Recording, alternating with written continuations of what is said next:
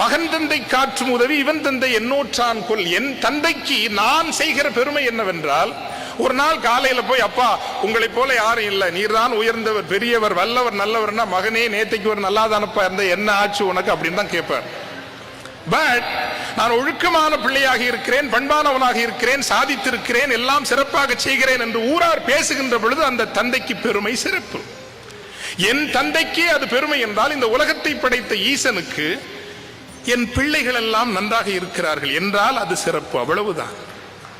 ஆக என்னுடைய வாழ்க்கையை நான் ஒரு முழுமையான அர்த்தமுள்ள பண்பான வாழ்வாக அர்ப்பணிக்கின்ற பொழுதுதான் அது மட்டும்தான் இறைவனுக்கு காணிக்கையாக முடியுமே தவிர உன் மந்திரங்களும் பாடல்களும் காணிக்கைகளும் பொருட்களும் அல்ல. அது மட்டும்தான். I give my life.